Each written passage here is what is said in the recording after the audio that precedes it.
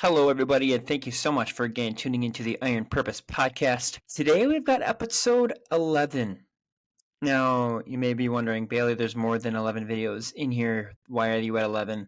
I'm not counting the Jabs episodes as official Iron Purpose videos as they are shorter. So we have Jabs 1 and Jabs 2, and then we have 11.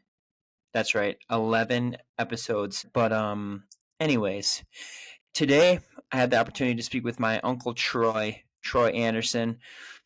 He has been a very bright light in my life growing up, dealing with some anxiety stuff and how to navigate through all that as I was younger.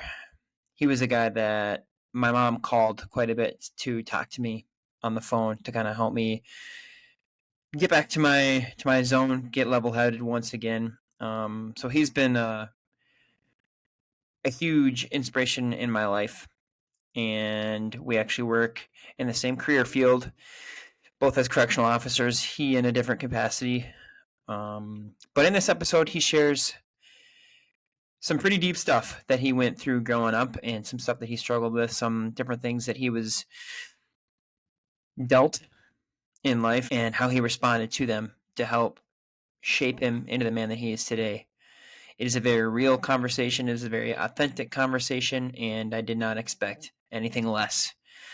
So I hope you listening are able to learn something from it. I know I did for sure. And at the end, he kind of gets into how he is now a life coach for a couple different things. And if that is something that you are interested in, please reach out to me. I will get you connected to him and see if we can't get you hooked up with your very own life coach to help you get through whatever it is that you are going through right now. This is episode 11 featuring my uncle, Troy Anderson. Stay sharp, everybody.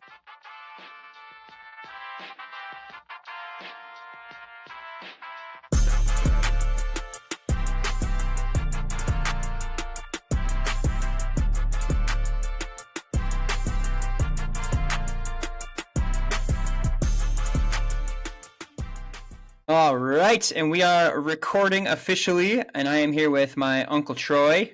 Troy, how you doing, man? Great. How are you doing? I'm doing so good. Good. What you been up to lately? Anything fun and exciting? Last time I saw you was at Grandma's for Christmas. Has stuff kind of winded down for the holiday festivities and getting ready for the new year, or kicking it off with a bang? We didn't do a whole lot for New Year's. It was pretty chilled, and then it was Gunner's birthday, and we were all excited for that. And he woke up at 3 o'clock in the morning puking his guts out. So that was last weekend. Oh no! He had a friend over, and 2 other friends were going, and we were headed to Duluth for the day. And needless to say, that did not happen, and we've all been touched by it in one way or another this week. So Yuck. yeah. But it's definitely going around. We had a couple people call in sick the other day when I was working, and we try to keep a fairly staffed shift, but there was, I think, 2 people called in and 2 people had to leave because they were sick during the shift. So we were like bare bones. But it's like, my goodness, as long as I don't take anything home, we'll be all right. Because I don't want Courtney getting sick, but yuck. Yeah, we had a few COs had to go home early this morning because they were throwing up. Jeez. They came in and then started throwing up, and everybody's like, you need to leave. Yeah, get out of here. But they're new, so they were scared. I mean, they were doing what they thought was right, but right. You stay home. Yeah, that happened to me on my first day. I just got done with 0 week, and I was supposed to start on FTO, and I woke up and I was throwing up 2 years ago, so I had to call in sick on my first 2 days, and everybody's like, oh man, I don't know about this guy. He's calling in when he's on training, and it worked out. I'm doing all right now. Yeah, definitely. Did you guys do anything fun for New Year's? Yeah, so my so Courtney, her family has a hunting cabin just south of town, just north of Ripley, and it's right across the highway from their camping land, but they just kind of revamped their hunting shack since since last season. I mean, compared to Reamer or Leader, it's a vacation spot. So yeah, we and they're trying to utilize that too, because we see a lot of their family in the summertime down in the camping spot down at the river, kind of like their Miller Lake situation. But So we'll see them in the summertime, and then once it starts getting cold, it's like, all right, guys, see you next summer down here when we're grilling burgers and celebrate Fourth of July. So along Mm-hmm. with revamping their hunting shack, they added on to it to make it bigger, and then they put in like electric and plumbing and a couple TVs and stuff just to make it more comfortable for people to use year round. So that's another spot we're able to hang out now with all their family when it's winter time because they kind of Yep. outgrew what they had before. But long story short, we got to go down there to their hunting shack and hang out with her side of the family, her aunts and uncles, and some of their cousins, and it was a good time. We didn't stay up. We probably left at like 10, and by the time we got home, we were in bed, and it was just kind of we didn't really do the whole celebration or anything like that. Had a couple of drinks and hung out with family, and that was pretty much it. But it was perfect. It was spam themed though, the party, and I haven't had spam Oh, geez. since I was just a little whippersnapper. So like they incorporated spam into, and they had like a pasta salad, I think, some sliders. Sheesh, what else did they have? But it was all spam, so it was interesting, but it Kind of was fun. yeah, it was a good time. I guess we Yeah. did bring in the new year. I forgot about that because the family, which was Lisa, Gunnar, and Matthias, let me take a 2 hour nap. There Then you they go. woke me up about 9:30 or 10, and then we played games and toasted the year in, and sat at the table and had fun for a couple hours. Mm. Yeah, that's Then special. went back to bed. Uh, did you have to work the next day? I didn't. I had it off, so that was Nice. nice. Yeah, I had to work that the day before, but it was nice because I was off at 6, and then I got to hang out, and then I had the next day off, next couple days off. So Yeah, I had to work New Year's Eve, but I had New Year's Day off. nice. Yeah, there you go. Well, as I said before, this is kind of the turning point in the podcast where I give you the floor, you have the mic, and just kind of an opportunity for you to share your story a little bit. I've had a lot of fun doing that with other people, and somebody was asking me today. They're like, how do you continue to have a podcast with, because we're this is going to be episode 11. How do you have that many episodes doing the same thing? And I was like, well, it hasn't dried up yet, but the cool thing about humans is everybody's story is different, and it may have a similar upbringing, but and I can even think about my brothers. There's four of us. We each had the same upbringing, and we all have different stories, different parts of our books, and different chapters that helped make us into who we are today. So Yeah. it's been an awesome opportunity to be able to pick the brain of other people to see what they went through, how they got through different things in their life, and kind of what made them into the person that they are today. And Mm. I guess before we even get into it, I just want to say, and I'll probably say it again at the end, like, thank you for being you. I know me getting to where I am today, especially with the mental health stuff, had a lot to do with you and your support growing up. A couple years ago, I was really in a tough spot mentally, and there's times when my mom didn't know what to do, and she'd just call you and give you the phone, and you just listen to me cry and bawl my eyes out. And as I was just in an anxiety-ridden state and kind of trying to navigate my way through that, and you were a huge support for me. So I'm really excited to get you on here because you're one of those guys that I've looked up to for a long time and continue to do so. So I'm really excited for this conversation, and I think it's going to be really fruitful for people to hear what you have to say and what we have to come up with for some content. Well, thanks. It's been a privilege. Of course, your family, so I'll do anything for family, but it's part of. I think it's just part of my mission to be able to help people. That's what I do every day, all day long. With my job, I work at the Itasca County Jail. I'm a programmer there, as you know, and my whole day is really all wrapped up into making the lives of the inmates better in any way that we can do that. We run 27 different programs with about 55 volunteers that come in on a weekly basis, and we're doing yoga, we're doing Bible studies, we do church, um, parenting classes. So we have such a wide array of stuff, and bottom line, people, some of my coworkers think that it's kind of ridiculous because they don't feel like they deserve to be treated in a way or have fun. I said, Mm-hmm. well, number one, not to start off the podcast in a negative tone, but um, I guess that just instills more into me of wanting to prove them wrong. Mm-hmm. The other part that it does is it helps their day because they're happier. We've Right. seen we've seen a increase in just happiness in the jail, and we've even had a few people. We had a female that was scared to death to leave. She had been with us for 9 months, and programming was so awesome and life changing for her in church and Bible studies that she was scared to leave. She Isn't that said in a crazy? way she wished that she could stay because it was the best time that she's had in a long time, but being sober. Yeah, Mm. so I always have to ask them why would you think it's a negative thing when what we're doing is making everybody happy? How can you go wrong with that? Right. And you're dealing with some, as you know, working in the jail, you're dealing with some pretty hardcore people. And if you can get people to take off their mask or at least a part of it for just a moment, that's when you can really figure out who the person is, and that's when you start to see a different person. I went from dealing with people that wanted to rip my face off, and 3 minutes later, they're bawling their head off, sitting on the floor, asking for help. Mm-hmm. It's just something. I don't know. My wife tells me that God gave me favor with people. I mean, I believe that because some of the interesting people that I deal with on a daily basis, I just have favor with them, and I enjoy that. I believe it's a definitely a gift from God. I don't take that for granted.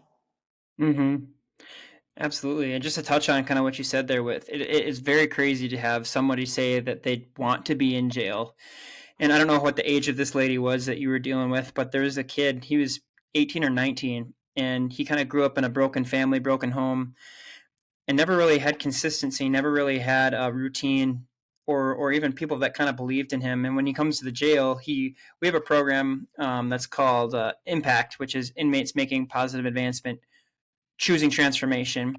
And while he's in that program, he was like, I don't want to leave. I don't want to go back to treatment. I don't want to get released. Can you tell the judge to keep me here? And like that was his goal with his probation officer was like, tell him to keep me here. And they're like, well, we can't let you live here, buddy. And Right.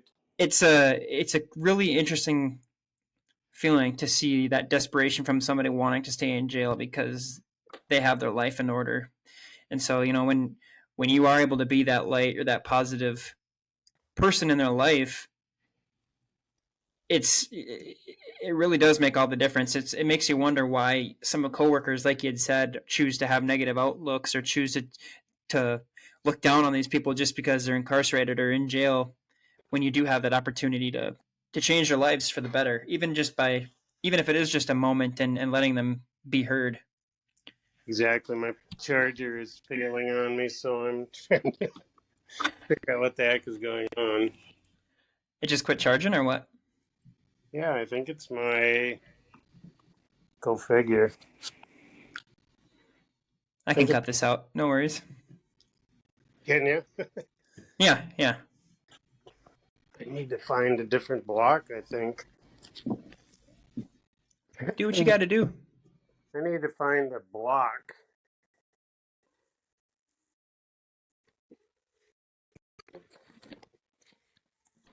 Oh, look at that.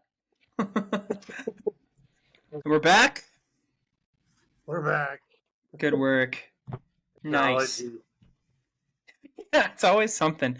Yesterday, I was trying to get my headphones going when I was going to record with Jonas, and for some reason they weren't working. And I tried plugging them in, and it was a fiasco. And then we finally got it. We almost were like, "Yeah, we'll just do it later," and it worked out. We were able to get it figured out. But I I think, think that's another good place. I think where we could pick back up is, yeah. I've had plenty of experiences too where people come in and they're either high as a kite or they're drunk on whatever they got their hands on, or even Mm. they're just upset. And I've told this story before, but there was a guy who came in and he identified with his his charges, his criminal actions, instead of taking responsibility for it. And we kind of had a big discussion about it. But when he came in, he was cussing us out, and we ended up having to take him to the ground a couple times and handcuffing him, and he refused to do the proper search and change out, so we had to help him do all that, and just a pain in the butt. And he was freaking out at me one time, and I had to tell him to lock down after he started banging on stuff and was causing a scene. And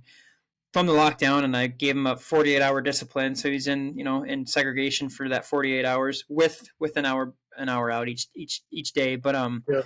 and I went to serve him that discipline, and he told me I could shove it up my ass, is what he told me, and I was just like, okay, man. And fast forward a couple months, he was one of the most inspirational and motivational people within the program, our impact program, because he had taken responsibility for his actions and said, this isn't who I have to be. When I came in here, it was at my lowest point.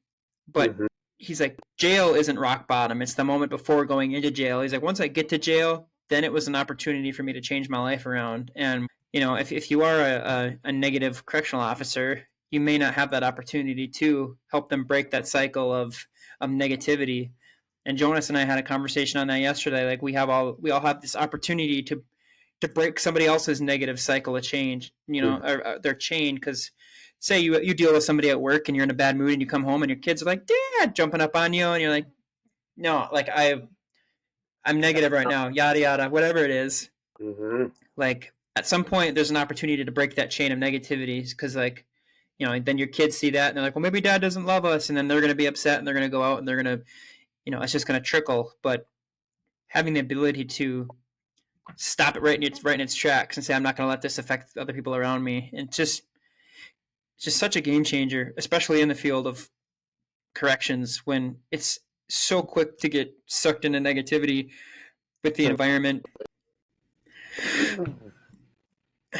But We can talk about that all day. hours. Story And then after story after story. And just when you think, I left last Friday, and as you know, and those that are watching, we deal with a lot of mental health. So that's probably the hardest part, is these people are truly mentally ill, and they can't control a lot of times what they're doing. They can sometimes they're just assholes. Um, mm-hmm. if they want to be. Yeah, the other part of it is that they're seriously mentally challenged and need medication to survive. And I had one who was getting all amped up, and she had just come off a DSEG, and she's been in and out a few different times. And I had a really nice conversation with her, and I told her, I said, all right, I said, now you need to behave over the weekend, because I won't be able to give you a tablet. We had got her out of her cell block, and we were playing bags in the gym, and her and another lady were playing ping pong, and they were having a blast. Mm. And needless to say, before the shift was even over, I left at 3. Before 5:30 hit and it was shift change, she had already taken a texter and shattered a window, and was immediately back in DSEG. And So, DSEG is disciplinary segregation. yep. So she's all by Okay. herself, gets out in the day room for 1 hour. You know, you Mm-hmm. text her. I guess now they get to text her for 1 hour a day when they're out. And it was just like, and I haven't had a chance. The last couple of days have been crazy busy, so I haven't had a chance to go and talk to her again. But Mm-hmm. I will. And she's one of those that I get along with fairly well. Other people, she doesn't.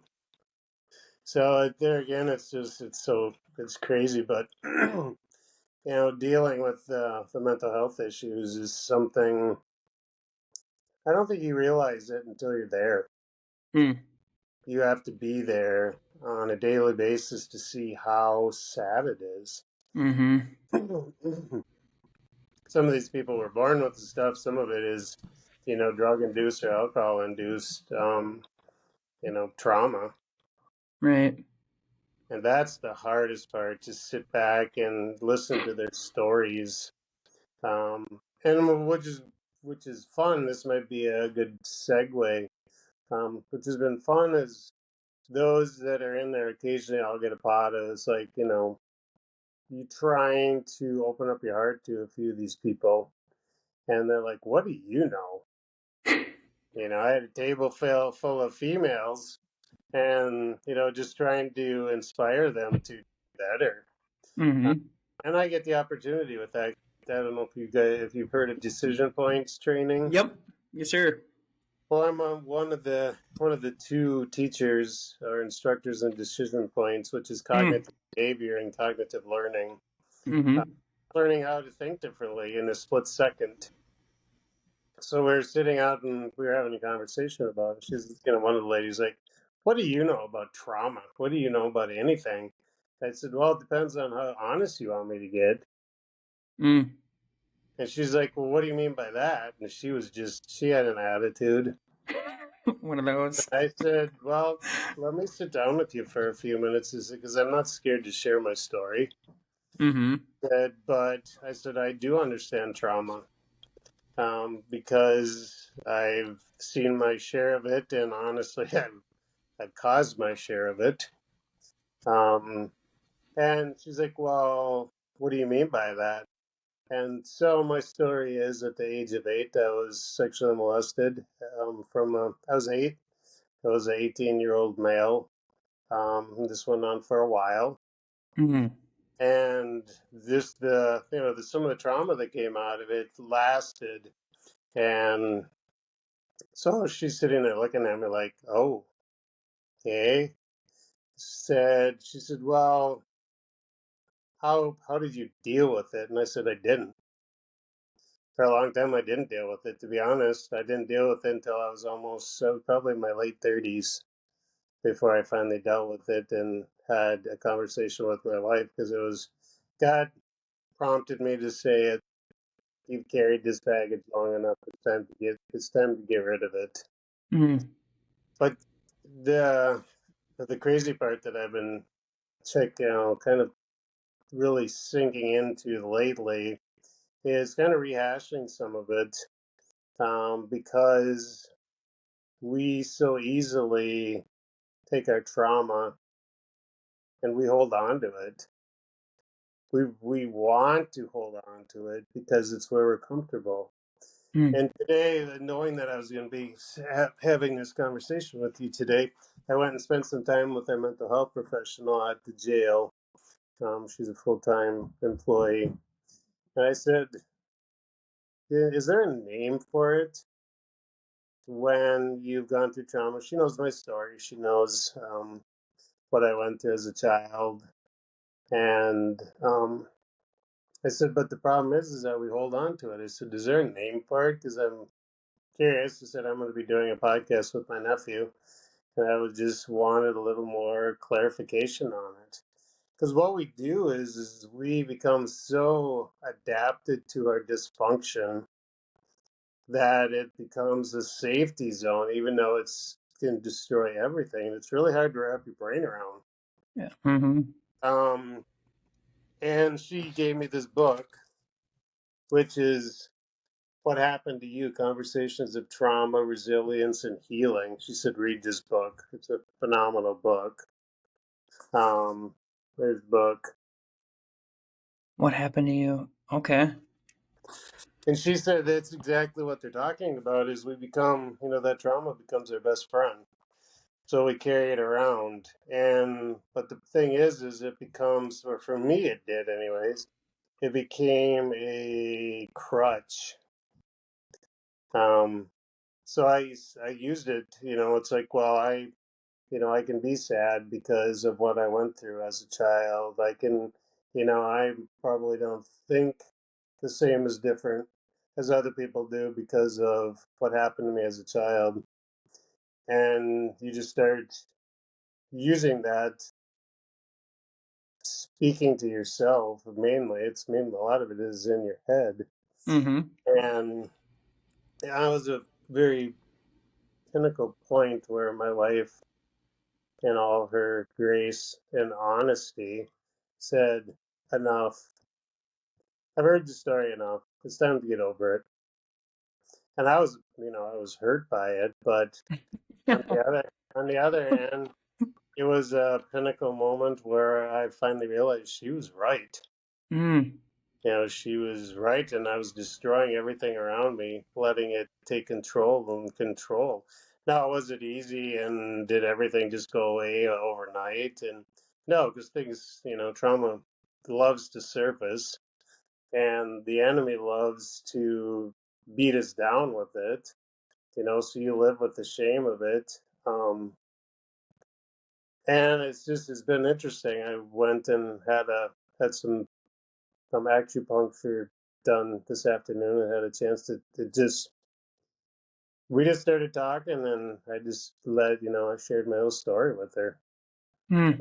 Just like, wow, you seem very open about that. And I'm like, well, God gave me the opportunity to share my story. That's just one little part of the story.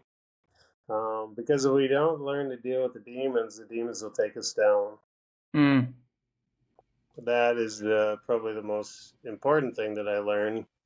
And as you know, the other part of the story where I wasn't done living in my trauma because I was a business owner. My wife and I owned our own business for almost 20 years.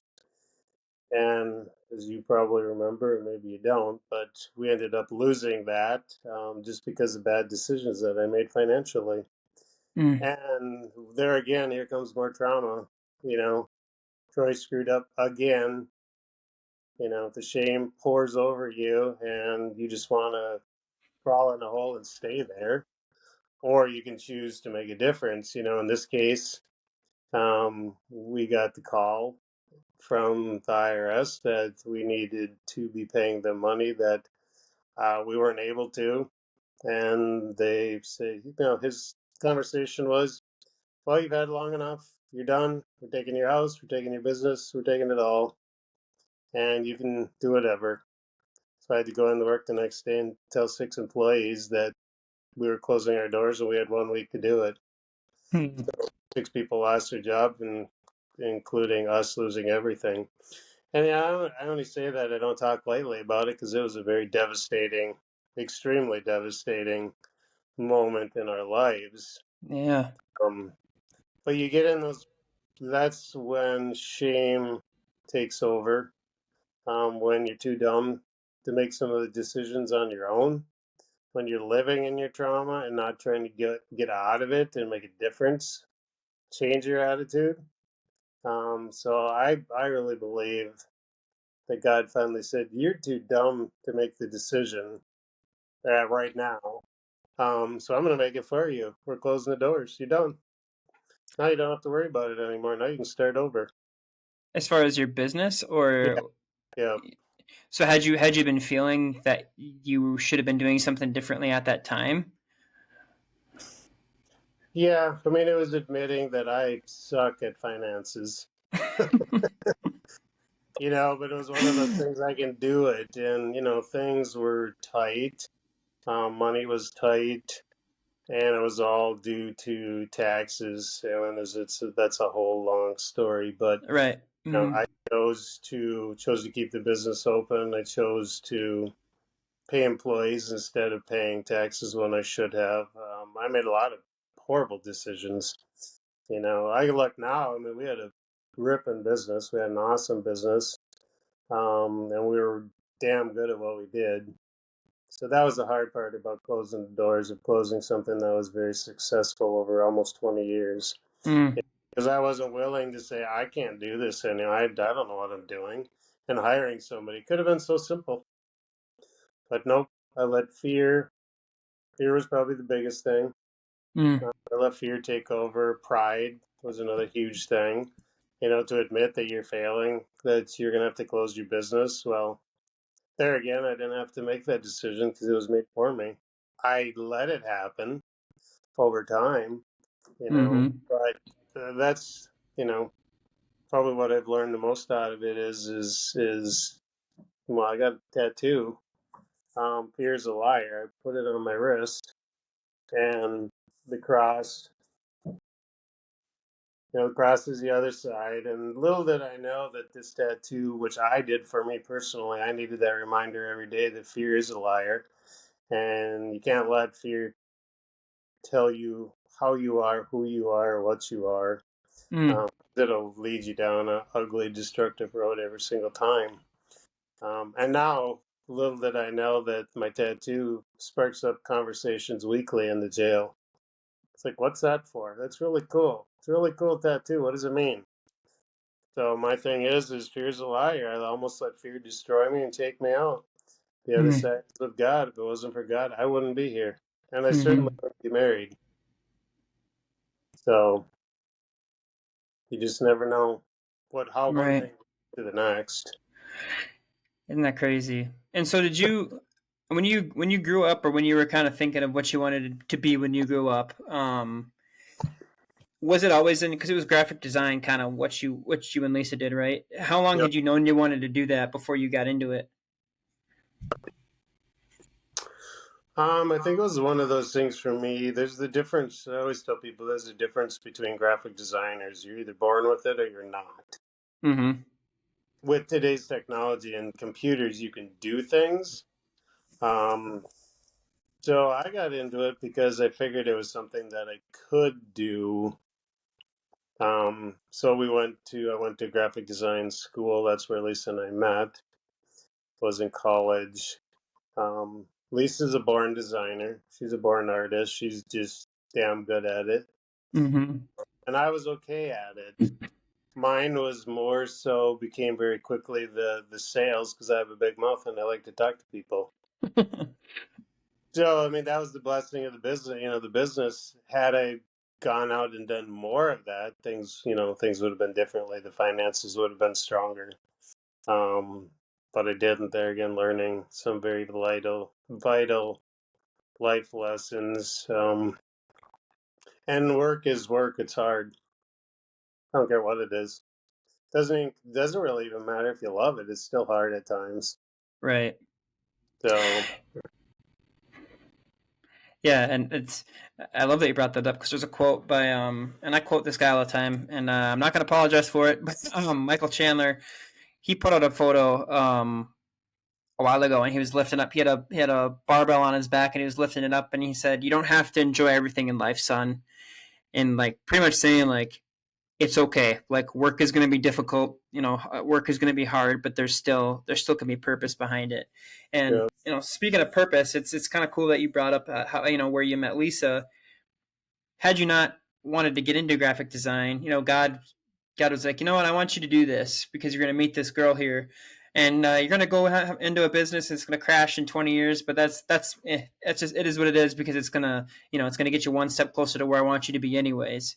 Hmm. If it's at the jail or maybe he's still got stuff for you planned ahead, whatever. But like, it's like you're going here because you're going to meet this girl, and it's going to lead you down this path that's going to suck at the end, but then it's going to get you to where I want you, whether you like it or not. Like, Hmm. so yeah, Exactly. it's just crazy how life works like that. When you can step back and see it at the end, at least the end of that journey. Right. That chapter. Yeah. Cause while you're in the middle of it, it's like, how can any good come out of this?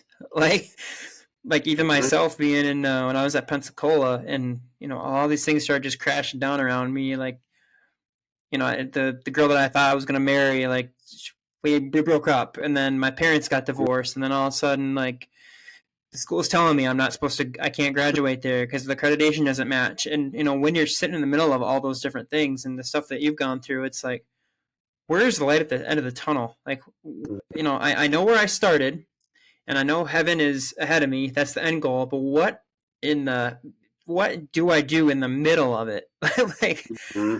it's so tough to kind of see the other side of it, and especially too with people like I've had the opportunity to mentor a couple of people at work and some other friends and stuff too. And when they're really going through something, it's hard to kind of provide that hope or that purpose, instill that purpose in them when they feel like everything's crashing down around them. And it's like, well, Hmm. maybe there is something good about it, but it's a lot of times you just got to sit there and listen to what they're talking about, and try to figure out how it can be good. But when you are in the middle of it, it is tough. Hmm. Yeah, my favorite saying to people when they're whining, especially in the jail, it's like tomorrow's a new day. Mm, What you choose and how you choose to use tomorrow is going to make all the difference. mm-hmm. Sit around and cry about it, or you can change it. Right. Because some of them, when they're in there, as you know, they have no hope. I mean, this is it, at the moment, because who knows what they've done and who knows how Right. long in. And some of them are just trying to do everything they can to stay out of prison because prison's scary. Mm-hmm. And, but if we can instill a little more into them of, here's a great opportunity. You're kind of at your lowest. If you're not, then I guess a couple more stays might get you there. But, you Right. know, And there's that dynamic with, people will come in on like a DUI, like a young kid. They'll be bawling their eyes out, like, "Oh, my life is over," and it's like, no, you're gonna get out of here in 6 hours. Once you're yeah, sober, we'll cut you loose, and your life is, like you said, tomorrow's a new day. And I've heard it said, the sun's gonna set tonight, and that same sun will rise again tomorrow, like with brand new opportunities and fresh perspectives. And it is interesting too when you try to instill that in somebody, because it's like you can't control what you did in the past, but you can control moving forward what happens next. There are some hoops, but and even if it is one foot in front of the other and repeat, it is a different story too when people are in there for murder, or stuff that's going to keep them in there for a long time, because you're like, they're sitting there, they just want to talk, and they're bawling their eyes out. And and I had to meet with our jail social worker, the mental health social worker, and kind of ask her, how do you provide that kind of hope for somebody when it's they're going to probably be in prison the rest of their lives. Like, how do you provide that hope or that positivity for somebody like that? And that's something I'm still learning, but I think it's just taking it sometimes, like I said, bringing it way back, taking it one day at a time, and just focusing on tomorrow's a new day. The sun's going to come up again, and try to try to find something good in it. yeah. I've had a few that I've been able to mentor that were going away for a very long time. Not life, but probably 20, 30 years. Could be life. Mm-hmm. Um, and it's really getting them the focus there again, taking the focus off of themselves because that's how they're thinking about poor me. I got to go to prison. True, it is. It's like, but here you still have a chance. You're not dead. You Mm. still have a chance to make a difference. Who knows what God could use you for, um, and has allowed you to get to this point. So there again, tomorrow's a new day. You can make a change and go to prison, or get up in the morning and go to work and make a significant difference. Take the focus off yourself. Mm-hmm. Well, we do. I mean, in certain situations, we think too much instead of acting. Mm. Easier said than done. Right.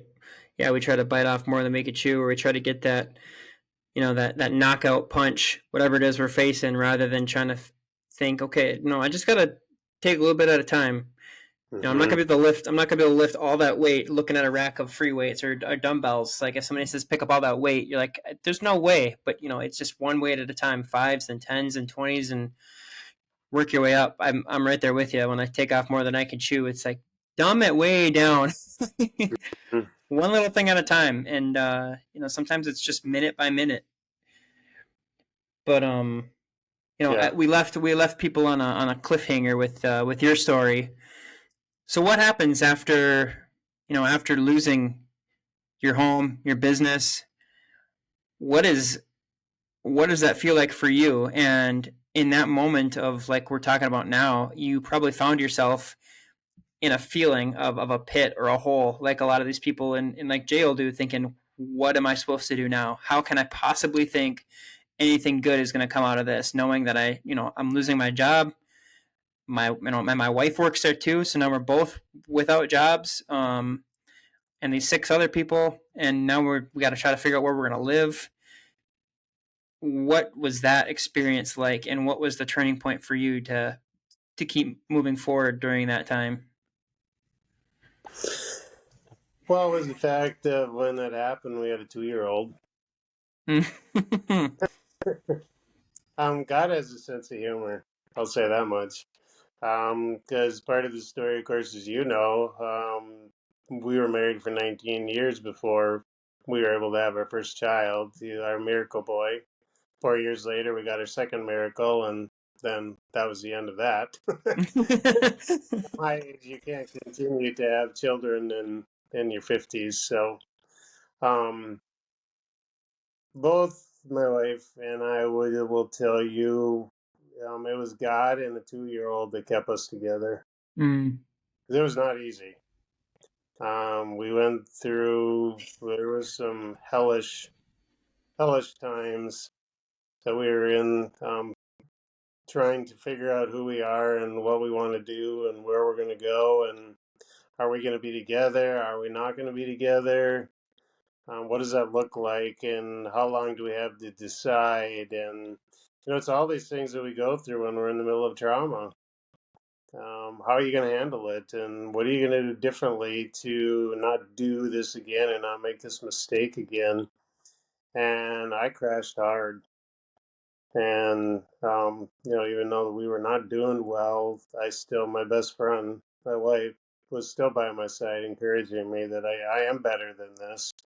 I can make a difference. I can do something.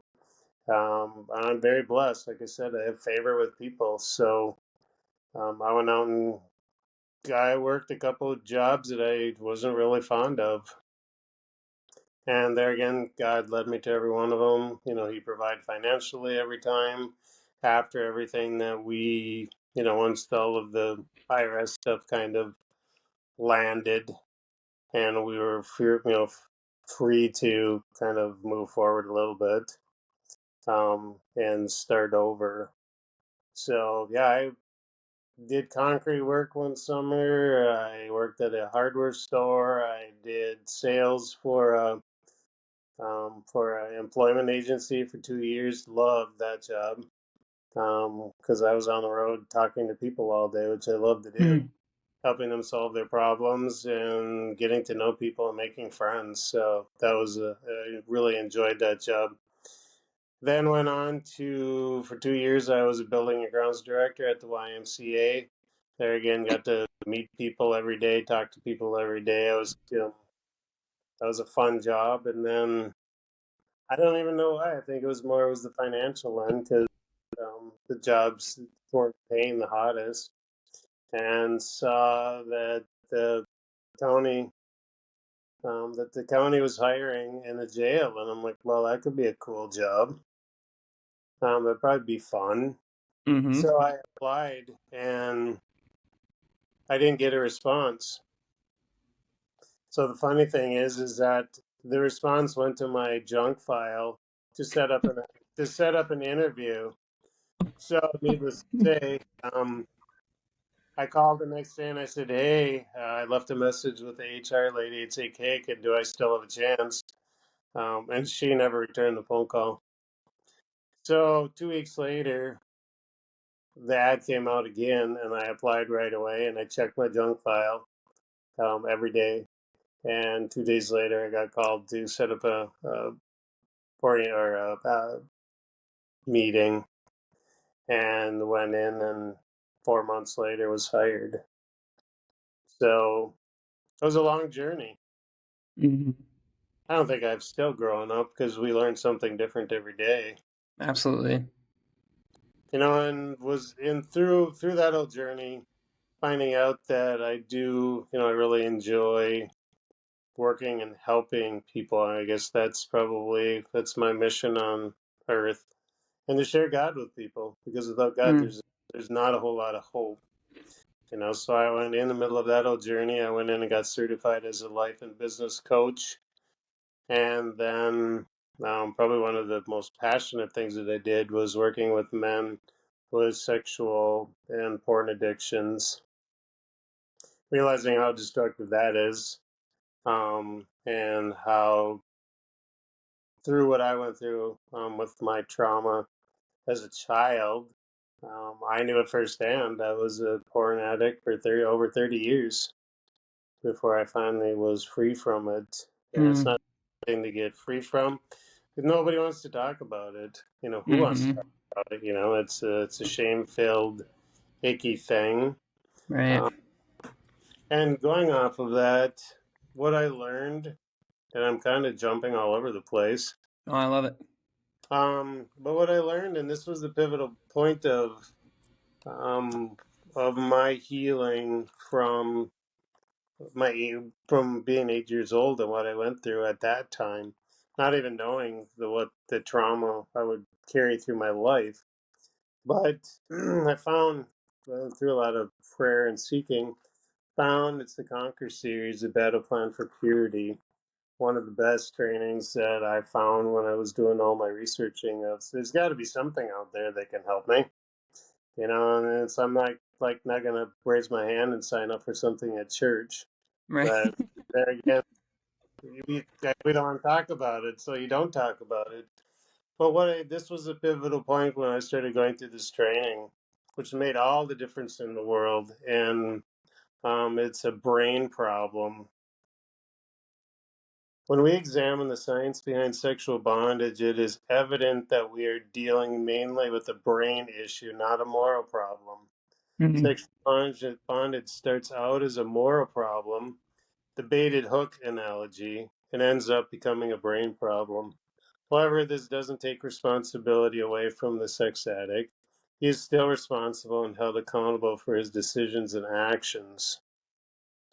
There's more to that, but that was the pivotal point of really understanding what I was going through.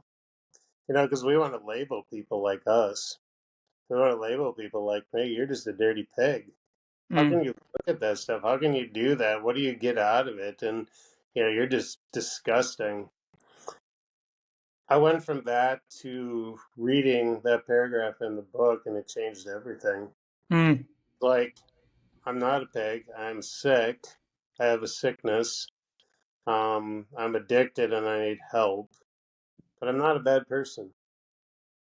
And I had to go over that quite a few times. I went through this whole study 3 times before I started teaching it. And I probably ran 50 to 60 different guys through the program Wow. over a few years.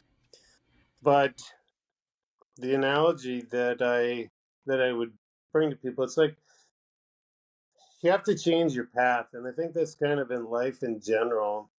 Of This was the easiest way that I could explain it, especially for us deer hunters.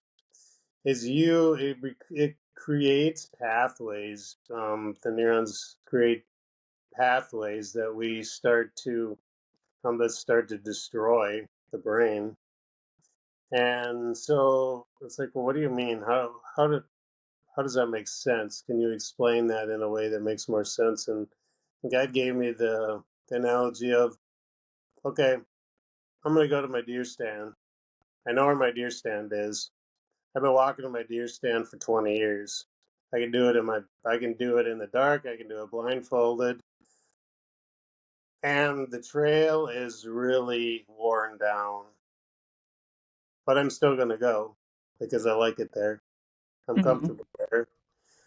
And, but how but going and visiting the deer stand is destructive because that's where the addiction comes. That's where the addiction hangs out. So what do I have to do to change that? I got to start all over. Say, hey, I can't visit the deer stand anymore. I need to back up on my way out, or coming to visit there other times. I need to till up the ground. I need to reseed it. I need to fertilize it. I need to water it, and I need to never go back again. So all of those things coming together, the watering, the fertilizing, the tilling up is getting rid of all of the garbage, the pathways, the shame, all of the ick that comes from it, and burying it, reseeding it, and starting over. Mm-hmm. And that was, that seemed to resonate with the guys in the class because, we like going to our favorite spot. And, you know, porn is a favorite spot for a lot of us. Mm-hmm. It's how we deal with stress. It's just something that we enjoy. We're not willing to give up. But, the other part of it says pornography damages the brain. Brain scans reveal clear similarities between a cocaine addict's brain and a porn addict's brain. Repeated viewing of pornography damages the pleasure centers, sears the conscious, and makes a person attracted to what is synthetic rather than what is real. It physically alters the structure of the brain, and the only way to reverse the damage is by going through the process of renewing your mind. And I'm very open when I talk to people, talk to guys about this. This is God centered. This entire study is God centered. And studies have proven that you can't do it without God. Mm. And if you can, you're probably lying. Right. Or if you think you can. And Mm-hmm. you start looking at the statistics that are out there, and it's mind blowing. I mean, yeah, we're talking probably 85% of all guys are addicted in some way, shape, or And form. women too, which is crazy. Oh, absolutely. Yep. And the females is definitely it's growing because our world is getting uglier. Mm-hmm. So yeah, As a dad, is that something that terrifies you to know that, like you said, the world is getting uglier, and with so many sexualized things nowadays, whether it's TV, like you can hardly go anywhere without seeing it. Say you get your kids a phone, and like if you have like the Covenant Eyes or different apps to kind of keep that clean, or whatever it is, with the world being as dark and as cruel as it can be, what kind of goes through your mind to help protect your kids without, I guess, without sheltering them, if that's the right word to use? How do you help them make some decisions to understand without just saying no, you can't do this? Like, what does that look like for you, if that makes sense?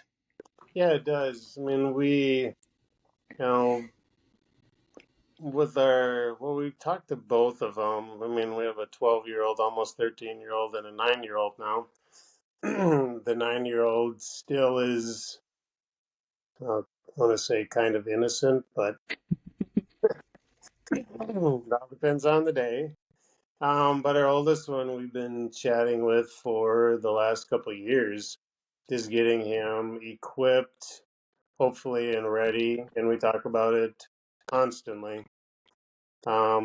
What's going on with your body. Things are changing. You're becoming, a teenager, so hormonal, the whole becoming a young man and the things that happen to your body. And I think the sad part is too many people are scared to talk about it, Mm. to talk about the fears and the damage of masturbation and and being able to be honest with your child of what they're going to go through and if they need help or they have questions or they're scared or feeling weird to come and talk to me. So Atias and I talk on a regular basis on what's going on. We're very open. We're very open as a family. We don't hold anything back. I try to let them know that bad things, doing bad things can put you in jail. If you want to come visit dad, don't just do stupid stuff when you're older. And, but it's also, they've been able to see, um, sharing stories of what's going on and, how sad it makes me to see the devastation. I mean, we're talking people that have 5, 6 kids, and they're in jail once a month. Mm. Um, and it's just that part of it's devastating. But sharing stories of people coming in all messed up or drunk or want to fight or making crude, lewd jokes. And so I think the biggest thing with your children is keep it real and be honest. Ask the Mm-hmm. question, don't sugarcoat it. Just tell them the truth. That's what they want to know, and then you can get it over with immediately. Right. Instead of, oh, well, the birds and the bees and all that stuff. No, just keep it real. Mm-hmm. They're going to figure it out. They're going to find out anyways. I mean, we did. Right. Yeah. Your friends, the bus, your school, sports. I'd Mm-hmm. rather have him come and talk to me than his friends that are 100%. that might help them make the wrong decision. Mm-hmm. I love what you said. When you are having those conversations with them, you're hoping to equip them. Hmm. It's not that like the war is going to be there. There's going to be a battle, and there's nothing we can do to stop it. And I think some people, when they do try to shelter their kids, or they try to, oh, well, what about this, and oh, what about that, and all these different negative things that are coming in. What if they end up down this path? It's like they are going to be faced with that battle, Mm-hmm.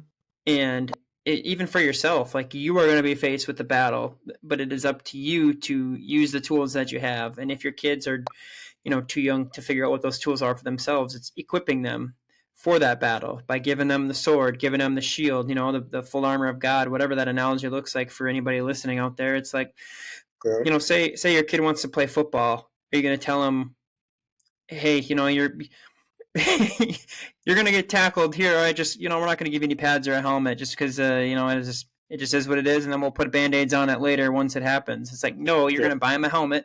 You're gonna get him some pads. You're gonna send him to the gym, help him get bigger and eat stronger, and to get healthier or whatever, to prepare him for that fight. You're not just gonna send them out willy nilly and let them figure it out on their own, because they're probably going to be a little worse off than if you would have prepared them that way. And having that open line of communication, like, and I had that with my parents, and that was one thing that my mom told me from a young age. Like, if something happens, like, it's okay to, like, come talk to me. Just tell me about it. Mm-hmm. And there were times as a kid where I did something and I felt awful about it, and I was like, I need to get this off my chest. I need to talk to my mom. And I think, excuse me, that helped me growing up. Fast forwarding 20 some years to, I'm bawling my eyes out on my way to a job down in Sartell because I'm so stuck mentally, just anxiety ridden. It helped me to be honest with myself and tell those officers, what I was going through, and try to get their help, and ultimately come to the decision that I needed to stop working there to find myself, to go seek help, and like understand that it's okay to be honest with myself. So that's like, it all starts, back when I was a kid with my mom saying, hey, it's okay if you're feeling a certain way, if you're going through something, or if you feel like, you're feeling bad about this, like, come talk to me. Don't, keep that open line of communication, because when you're honest with other people like that, you're being honest with yourself, and it helps you to be an open book more to now, moving forward to, like, when you are in the jail and these people are asking you questions about your past, you're not afraid to share it, because you're able to say, yeah, I do know a little, I do know a thing or two about trauma, and this is how I was able to overcome it, because I didn't want to identify with it anymore. I didn't want to be a victim. I didn't want to say, I do struggle with this, or this is something in my past, or I'm a failure, or I'm a horrible father, or all this other stuff that people start to identify with themselves. It's just getting down to the roots of it, and just being honest with yourself, and instead of identifying with it, because that's something that a lot of people do, identify with it, rather give yourself the grace and say, yeah, this happened. I'm coming to terms that this happened. I'm being honest that this did happen, but it's not who I am. Mm-hmm. And now I'm able to share that with other people. And, it's cool too. Going back to when you said that something that helped keep you together as a family was Matthias, as your 2-year-old, and you had struggled 19 years to have a kid. Whereas had that all happened when you had a 19-year-old, maybe it would have been a different story. Maybe it would have been, okay, he's out of the house now. I don't have the responsibility of taking care of this kid anymore. My wife and I are really struggling. Maybe we just need to separate and just call it, hey, good game, and we move on. And like Mm-hmm. that negative thing, or the thing you thought was negative for 19 years, not being able to have kids, probably saved your marriage when you got to that point, as you explain. Yeah, And all without a these doubt. different things.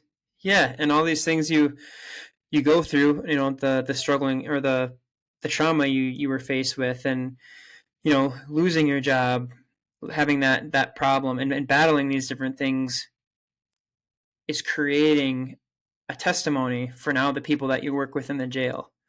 Mm-hmm. It's like there is purpose in the pain, in the different trials. What's the verse? Consider it all joy, brothers, when you when you've faced trials of all kinds or whatever, because it builds that steadfastness and that perseverance. and it does put it makes you relatable. And when people who are really struggling have something that they can relate to, it kind of gives them a sense that, hey, if he can do it, so can I. If he struggled with all this, well, who's to say that I can't? And that's, all comes back to the purpose of this podcast is iron purpose, as iron sharpens iron. So one person sharpens another. We're able to learn from each other. But going back to what you said, I don't think we're able to sharpen other people if we first can't, come to terms with and be honest with ourselves and Yeah. overcoming these different things. Because if you're, put up a hoax or whatever, it's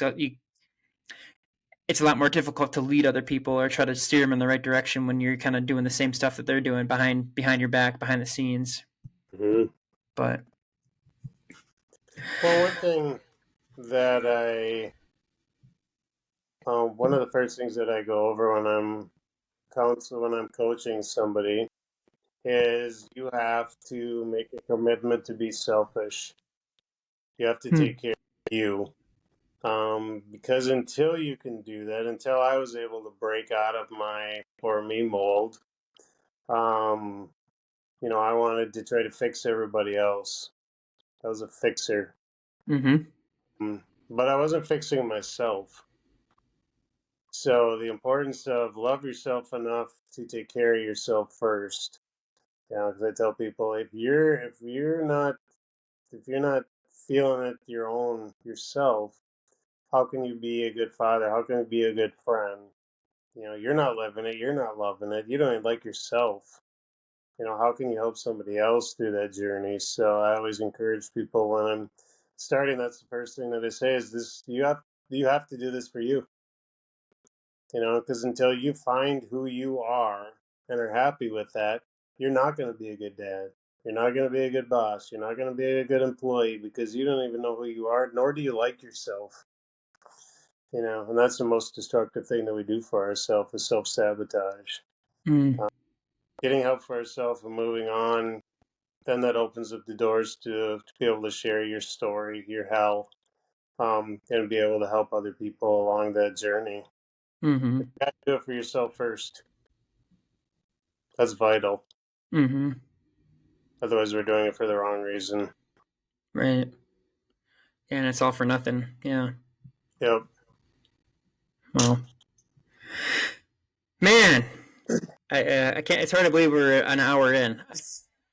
I know. Seems like 10 minutes. I know. Well, there is a little buffer period because you had to go on that mission to find a Yeah. new charger. So Yep. I guess just a couple more questions, and then we're gonna have to do another episode down the road too, because I feel Yep. like I could talk to you forever. Now being in the jail, what are some things you talked about overcoming different traumas in your past and being honest with yourself, and so how do you keep moving forward now? How do you stay at your best while trying to help these other people? What does it look like to put yourself first on a daily basis so that you can be there for your family and also the people in this jail? Because I've talked to a couple people. I'm at a training right now in Bemidji and at a correctional. Well, it's a FTO training, but Hmm. we kind of talked about the field of law enforcement in general. Is you can tell people what it's like, you can explain that to them, but they'll never really know what that means unless they feel it. And Yep. feeling and knowing, I think, are completely two different things. And when you do, it's really hard to explain for somebody who's not in there, but it can be extremely difficult to come home at the end of the day and not have some kind of baggage from trying to talk people off a ledge all day long or getting called all these names, every single name in the book or whatever it is. What do you do to keep that from affecting who you are and still being able to come home and be a good dad and a good husband and whatever else? Well, I think it's first thing you talked about equipping yourself. Going back to my boys, I'm up and out of the house before anybody gets up. Usually my wife gets up and has her quiet time. The boys get up and she has daily devotions with them. And then the last thing that they do is we put on the armor. We have it memorized and we do it every day. Mm, Um, so it's going through it, but so it's the last portion that we've added to putting on the armor is go before me, go beside me, and surround me with your angels and protect me. So I pray that over my family and over myself as I drive to work. So when I walk through the front door every day, it's kind of weird, but I have no fears. I know that I could get beaten up at any time or during the day, but I've been in some pretty crazy situations in the 2.5 years I've been there, and Mm-hmm. I've never been hurt. I've never been jumped. I've never been hit. People around me have, but I haven't, and I also pray protection over over my coworkers because I don't want them getting hurt or worse. Right. Um, and then how do I equip myself? I feel like I'm there for a reason. And when I went through my interview to get my job, my mentor at the time, he told me a couple different things. He says, number one, he says, you probably never quit this job because of the inmates. You're going to quit this job because of your coworkers. Hmm. Mm-hmm. The other part that he told me says, if you can remember this one thing, you'll do just fine. Treat everyone like you want to be treated. So I do that. I go into every day, and I'm in the position being a programmer. I don't need to know what anybody's in there for. Most of the time, I have no clue whether I'm working with a murderer. I mean, granted, if we're working with a murderer, everybody knows who they are. Right. Right. Um, but most cases, I don't have any clue what you're there for. I don't have any clue how long you're here. I'm just here to help. Mm-hmm. And that just puts me in a different situation because I truly don't know why they're there, so I really don't care. Mm-hmm. Um, if I need to know, then I find out. Otherwise, my Right. job as a programmer, I don't need to know a lot of that stuff.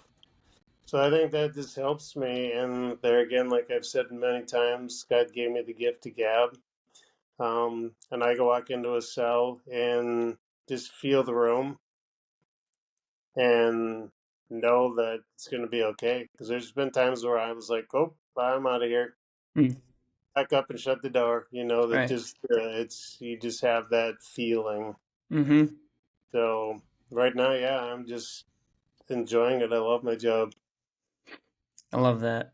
And I do too. I really do. People say, give it a few years and then you'll, and I'm like, I honestly don't, I don't get it. I really do thoroughly enjoy it. And I think you and I have that in common.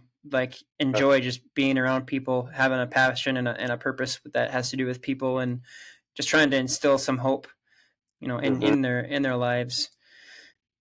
When I feel like I had another question I was going to ask on top of that. Um, I guess you said you had some inmates that were in there today. We kind of talked about that beforehand. Did you want to touch on that at all, or did you already talk about them? No, I'm trying to remember. Yeah, that one's gone. It's gone. Huh? All right. Yeah, Well, it could be for the second episode, but yeah. yeah. And I do. I remember what I was going to say now. I do agree with what you're saying about like the charges thing, because at the end of the day, unless it has something to do with our families or somebody that they hurt that's in our families, like it's what they did is kind of irrelevant. The officers bring them in there for what they did. It's not my job to judge them. That's going to be the judge's job when they get into court or whatever. It is my purpose in that moment to take care of them and try to instill some kind of hope or some kind of purpose or some kind of positivity in their lives to where they don't have to come back. Maybe like I said before, like that rock bottom for most of those guys or gals is before they get brought in, like while they're on their way here. Once they're boom, they open the doors. As long as I'm working, like it's my job to make sure that they understand that they're still a human being. They make mistakes, Mm-hmm. and they can turn it around. They don't have to identify with that, and they can learn to let go of that and move forward. Like we said, that sun will set, and the sun's going to come right back up again when you come out of here with new opportunities. Yeah. And there is really something freeing in that, because if I were to look up every single person that came in there and come up with some kind of bias, it's like, well, I'm not going to want to talk to this guy. And maybe even yourself, like you said, with some trauma in the past, I'm sure there's plenty of people in your jail who were in there for stuff that happened to you and that same person, so I'm sure that could be, a triggering experience. But when you don't look at that and when you don't judge them based off of that, you're able to give them a more authentic, like unbiased you, I guess. Well, you do, and the other part of it is you don't know. You know, I always have to ask myself, what happened to John Doe that caused them to do whatever? Mm-hmm.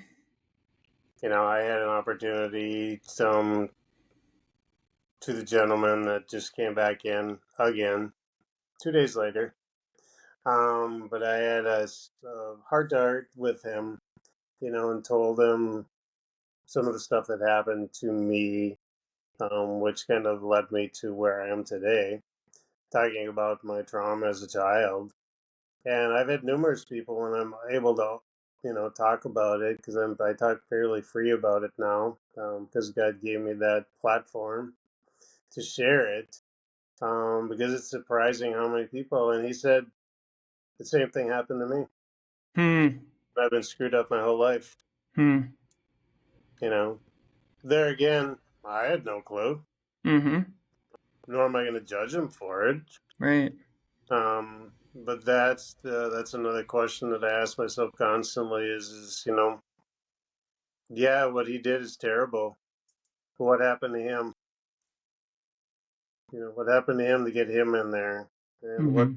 trauma is he carrying around?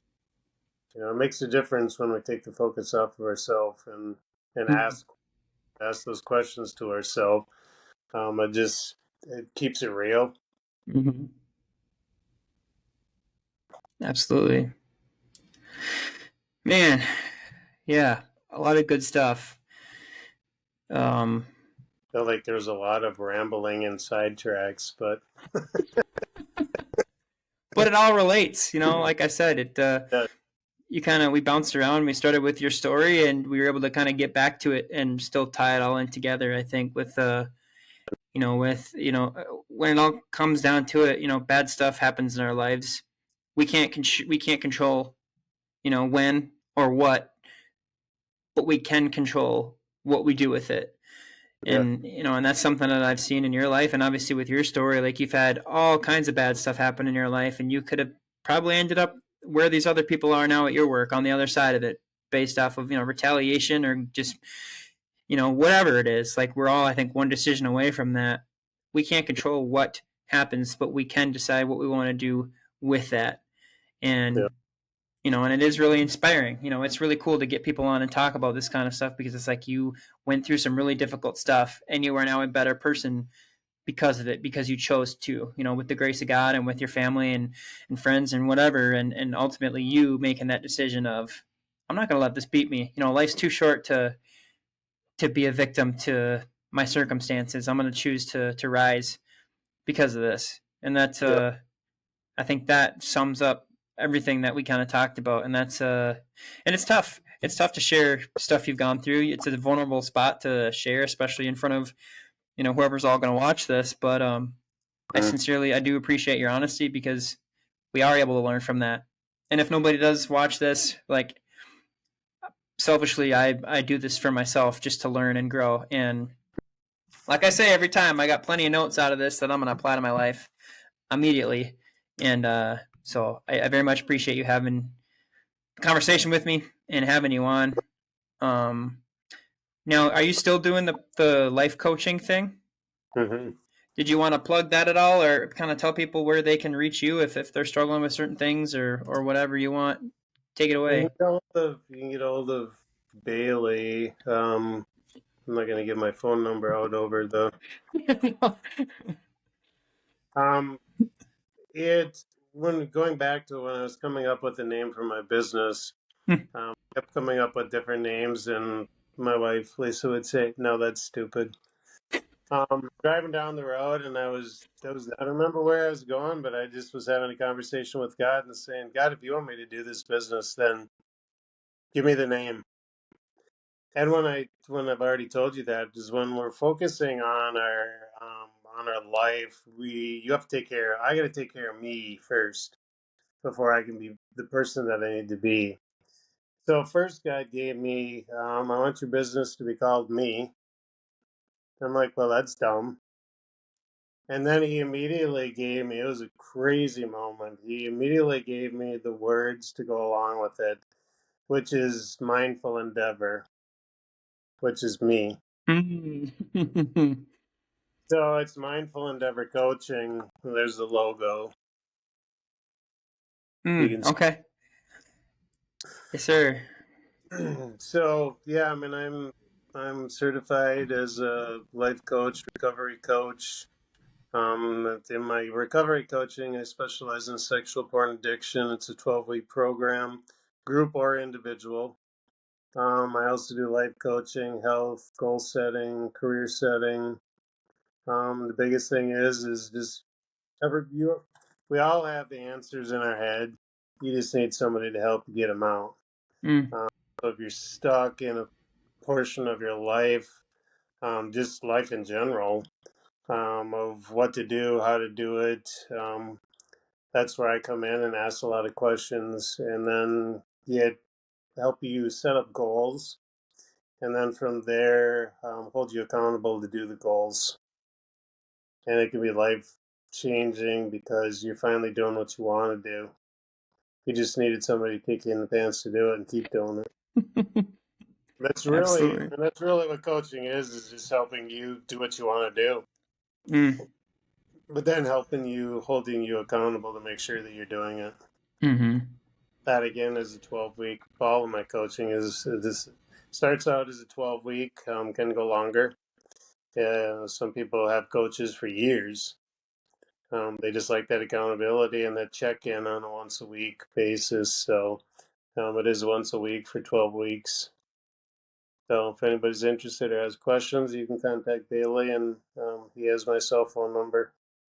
Absolutely. Yeah, and I know there's plenty of people going through different things, and I'm sure a lot of people are, wheels are turning right now in their head of stuff that they can do to change. So if you are listening and any of those things sound like you could benefit from, please reach out to me and I'll get you connected with this fine gentleman over here. But this has been a great conversation. I've loved every bit of it as I do all our conversations. So I very much appreciate you coming on, and yeah, we'll do it again soon. Love you, man. That's absolutely love you too. Take care and keep rocking. You're doing awesome. Heck yeah, I appreciate it. All right, later. All right, bye.